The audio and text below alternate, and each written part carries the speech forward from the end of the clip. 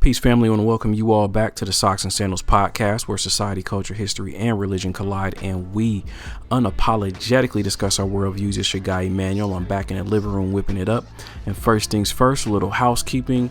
I have my 8-week live digital course titled Know Your Enemy, The Evolution of Racism. It begins October the 15th. Half of the room is full, so I'm filling up the other half ASAP.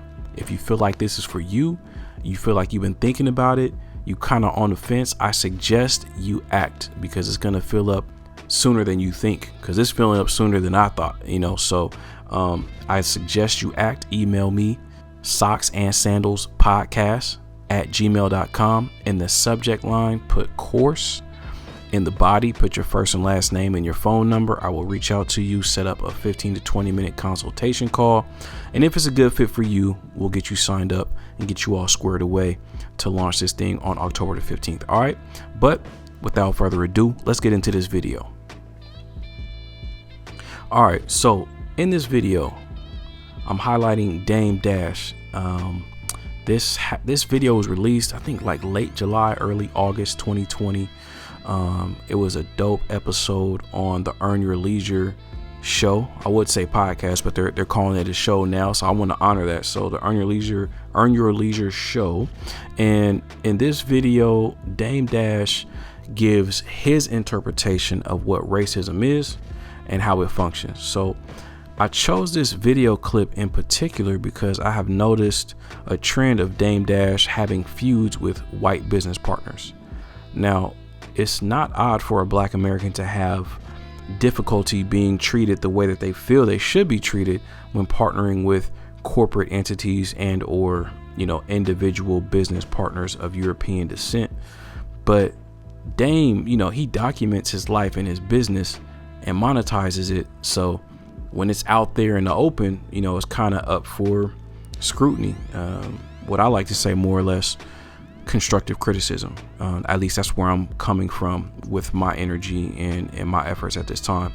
So for someone like myself who has admired him since I was in high school, and I literally study his business and life philosophy by consuming many of his interviews over the years and his audiobook Culture Vultures, I love how outspoken he is on the topic of racism, but I noticed some glaring holes in his comprehension of what racism, white supremacy is, and how it works. So, the outcome of his dealings with Lyor Cohen, Adam 22, and most recently Tara Long at the Weed Network, I hate to say, it took me by surprise, at least the way that it played out. But the way that it played out, and the way that they have played out time after time after time, it just shows me that there is some confusion on Dame's end. And in this episode, or in this interview in particular, he kind of just laid out his philosophy on racism, what it is, and how it works. Now, one of my favorite quotes in life at this point in time is from Neely Fuller Jr. And he says, if you don't understand white supremacy, what it is, and how it works, everything else that you understand will only confuse you. All right. Now let that marinate, let that sizzle in your spirit, and let's get into this video real quick. It's not like, to me, racism is just to separate broke people, for broke people to fight each other so that they don't fight the rich people. All right. So that first clip, Dame says racism was created to separate broke people.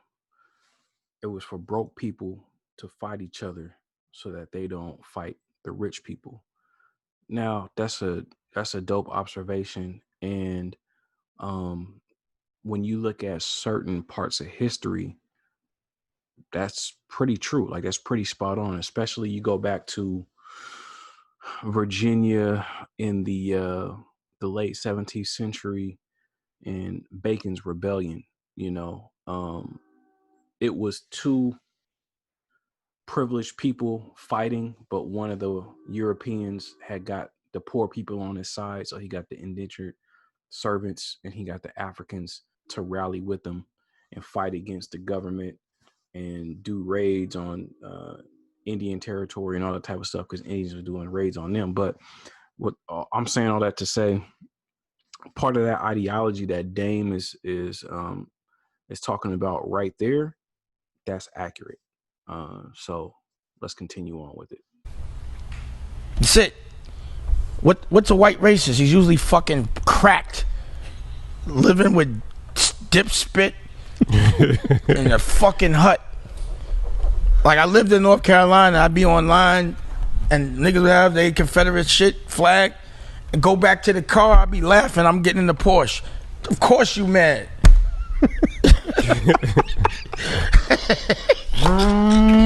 How many rich racists is on the front line of KKK? But there are a lot of rich racists.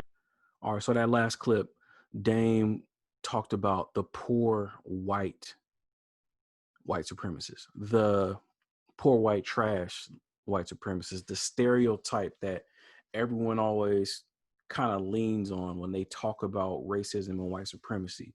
So basically what he was describing is that Southern in your face racism, that old fashioned, this is our country, that type of racism, right? And so the NASCAR fan, Daytona 500 with the Confederate flag and the pickup truck with the Trump flag hanging out the pickup truck, type racist, type white supremacy. That's what he's referring to.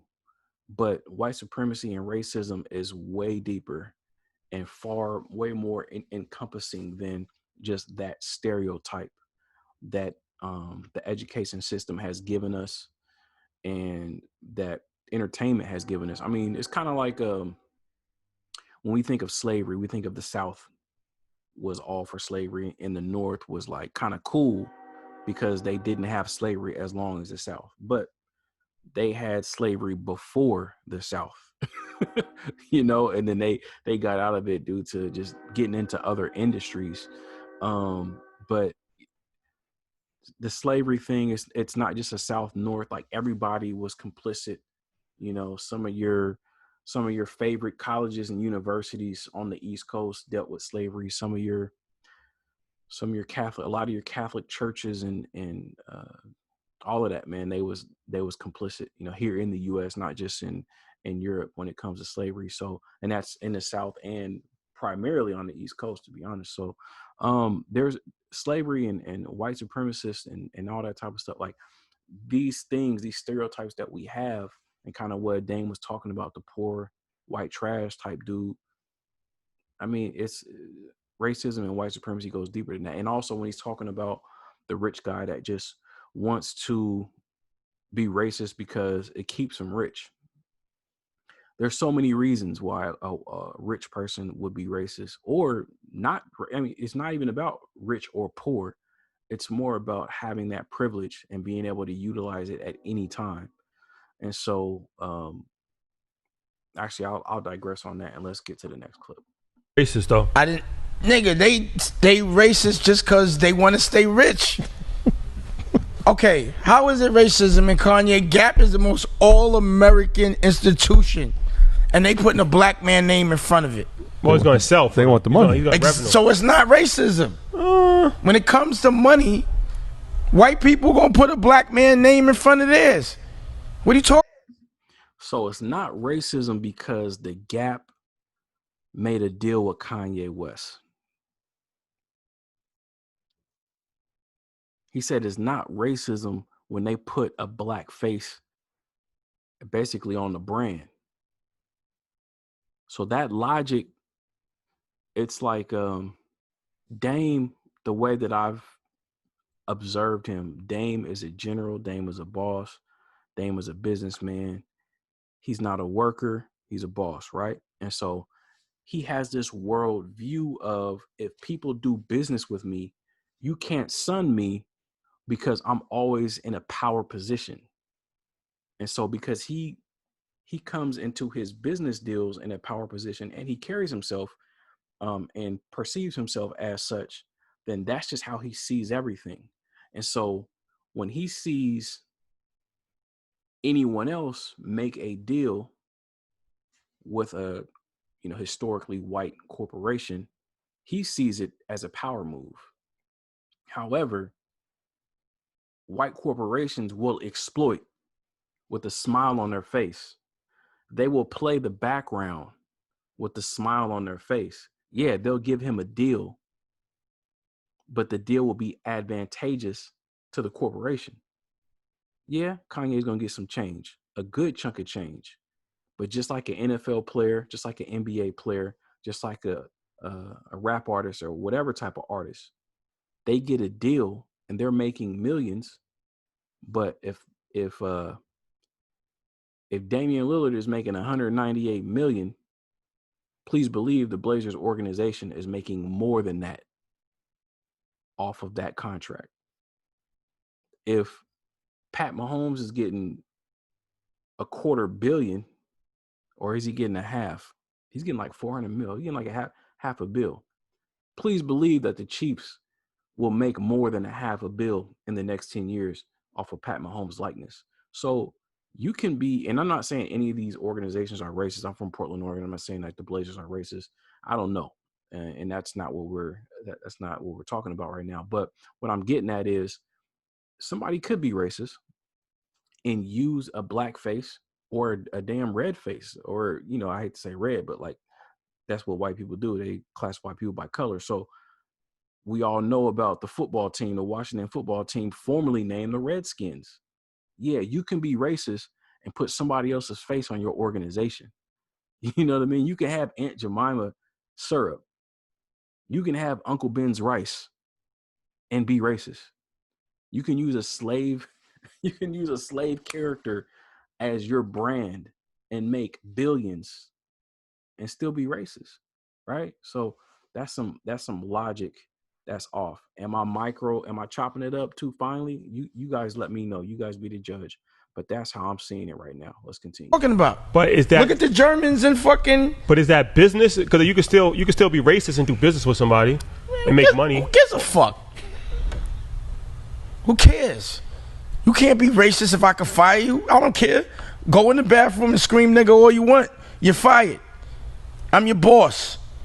You should be racist. You should be mad you got a boss. You want to blame it on me? Go ahead.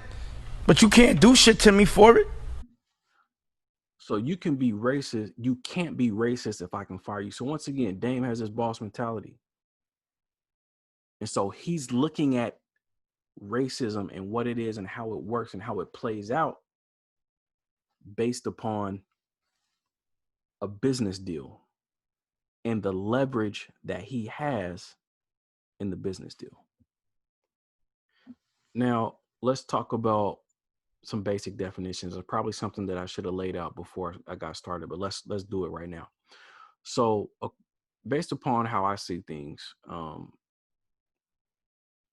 and what I studied and what I've learned, racism is white supremacy. So racism is systematic prejudice, antagonism, and discrimination directed at non-white people, and it plays out in all 9 areas of people activity. So that's economics, education, entertainment, labor, law, politics, religion, sex, and war.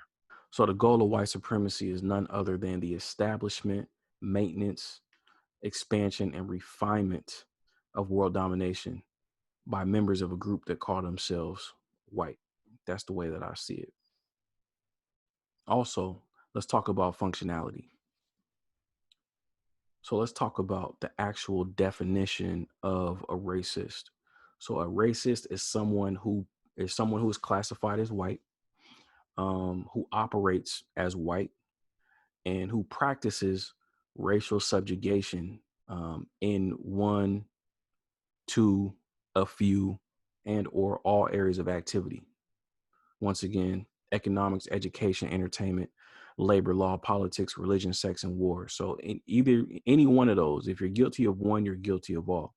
And so basically the only people that can be racist in this system of racism are the ones that are classified as white. Anyone that is non-white is only a victim of racism of this system because it's not their system. We don't control it. And one of the things that I understand why Dame would look at things as an individual because he is his own man and he walks to the beat of his own drum, right? But that's the thing about race and racism. You don't, when you're a victim of racism, you don't get to choose what class you're a part of. You are classified, whether you like it or not.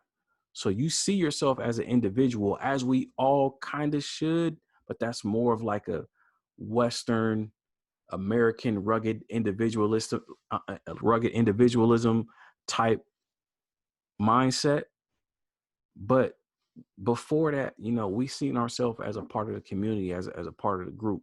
Now, when you're in America, you're in the system, you're in this game, you got to play the game.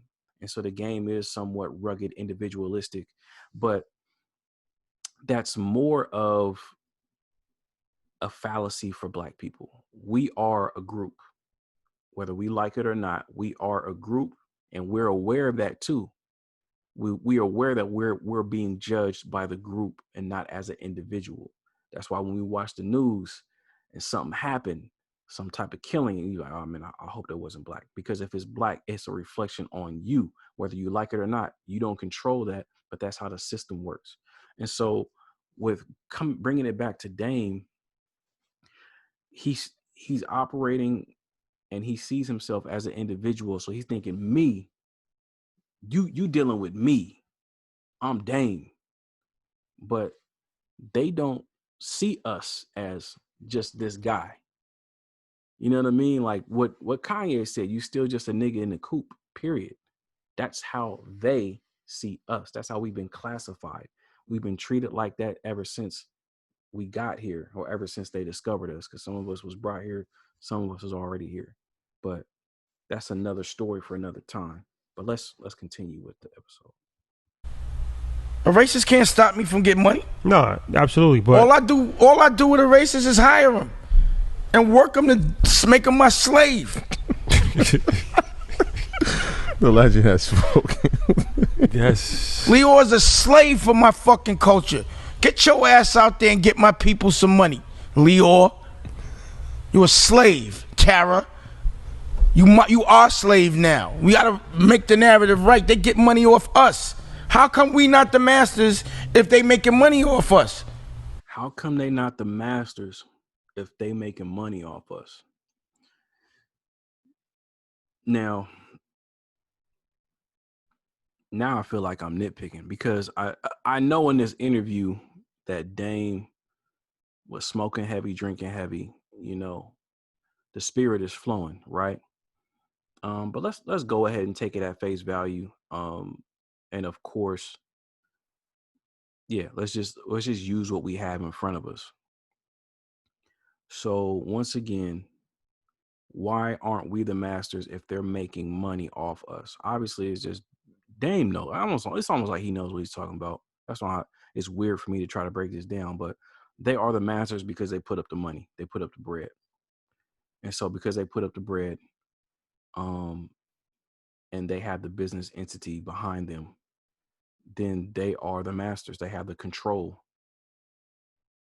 They put up the money, and even if they work for Def Jam, working for Universal, is owned by Universal. Universal is giving them the keys to the car. They're the captain of that ship, of that Def Jam ship, and so they can run it as they see fit, and they'll answer to their master. But as far as they're concerned, when they see you on their ship, you attached to their ship, and so they're gonna run it how they see fit. And typically, when you're dealing with a European and an African in that business relationship, we see how that has worked out historically. Typically the European is doing the exploiting and the African is being exploited. And that's not opinion, that's historical fact. And so y'all can go back the past 400 years, the past 500 years, past 600 years, and you tell me how those relationships have gone. And beyond African, you could take any non-white person all over the globe. You can go to Australia and see how those business relationships have played out. Go to India, go to Barbados, go to South America, go to Hawaii, go to Alaska, go to Canada. You tell me how those relationships have worked out. It's typically the European do the exploiting, and the non-white person is being exploited and subjugated. And if they don't get down or lay down, if they don't get down, they'll have to lay down, because that's kind of how they get down. So, and you could be facing extermination, just because the Europeans, that's how they're giving it up at the time. So, yeah, why aren't, if they're profiting off our culture, why aren't we the masters? Because everybody don't own it, bro. Period. And if you, like what he was saying earlier, if you hire them, then you can kind of treat them however you want to. So if you want to treat them like a slave, like, I don't, that's you. That's how you do business. So if that's what you want to do, that's how you give it up. But if you're not the owner, if you're not the boss, and you're just licensing, or you're just partnering with the flagship, company, with the company that's been established for however long, and they're putting up the bread or whatever, you got to surrender the outcome. Take it how you want to take it. You know what I mean? So let's continue. Because they tell us they our boss. Nigga, I'm your boss. You making money off me. You my slave. I'ma hire you. You know what I did on growing up hip hop? To what's her name? Nicolette, who was our line producer for OG Stories. What the fuck's her name? The showrunner.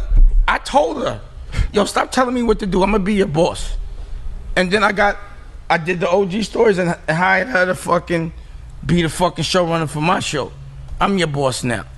Don't pretend you a boss. I'ma pay you. It ain't racism. It's suckerism. Don't try to make me think because you think I'm black that you better than me.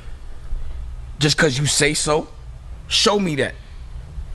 Nigga, raw at me, you gotta show me your gun. Period. And if I show you mine, I'm using it. So there you have it, man. I'm not gonna cover too much more of that there. That's all I'm gonna cover at this time. So you guys let me know what you think. Both sides of it, as far as like your thoughts on how Dame is approaching it, my approach, compare and contrast, pros and cons. Let me know. And I do this because, I really care about brothers like Dame and Kanye and Nick Cannon are entertainers, which are, unfortunately, in the Black community, we don't have too many spokespersons that we can really latch on to. But our entrepreneurial entertainers are really impactful in our community. Whether you like it or not, like that's the truth of the situation at this time.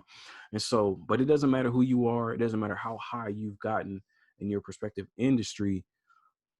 If you don't know your enemy, you can take losses. And in this situation, I've seen Dame take losses because he doesn't know his enemy, which is racism, white supremacy.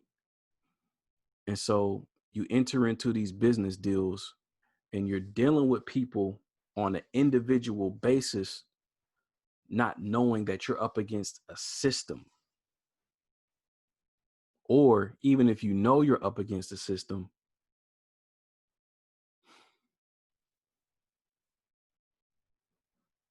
I guess I don't want to say this wrong, but I guess maybe you just ignore it. You either don't know, don't show. No, you either ignore it or you think you're above it. I hope that's not the case. But the truth of the matter is, it don't matter. I mean, I don't even, whatever I say, it don't matter. Like, all that matters is what plays out in history, recent or distant. But you're not above the system. The system is bigger than us. It was here before us, and it's most likely going to be here after we're gone, and our kids are going to have to deal with this system. Right? Now, there are steps that we can take to change our lives, to mitigate it. But just getting money and being successful, that ain't it.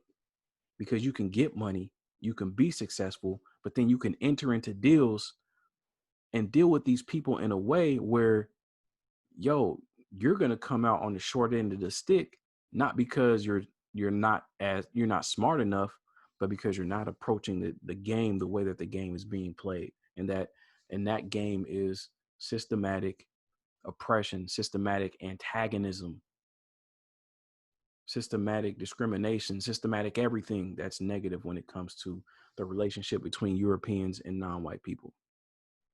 So in my course, Know Your Enemy, The Evolution of Racism, we go back to the 1400s. We go back to, so we start in Europe, we bring it over to the East Coast, go through New York, Virginia, Maryland, all those laws and just colonial America. We bring it to the pseudoscience of race and how that came about, to kind of justify the freedoms, the God-given freedoms of these people here on this side of the hemisphere. And, we take it to all the way up to 2020, showing how in every area of activity, once again, economics, education, entertainment, labor law, politics, religion, sex, and war, we show every area of activity where racism, white supremacy operates and how it operates present day as well as the past. And then we show how to mitigate those, those forces that we face. And so that we can live a life that we're not continually falling left and right, falling, being confused, being conflicted, being confounded by what's happening. So once you know the system and once you know the game, you can't be deceived anymore. It's like in football, like if you never seen a wildcat, yeah, you're going to be fooled. But once you study the wildcat, you can't trick me week after week after week, And so that's what it is with this racism, white supremacy, man. We can know this for ourselves. We can master it. We can become, masters of this. We will be the masters of the game. The system is still against us, but we'll be able to know how to navigate it. So appreciate y'all for watching this video. If you have any questions, comments, leave it below. If you want to contact me directly, hit me up, socksandSandalspodcast@gmail.com. All right. Grace and peace.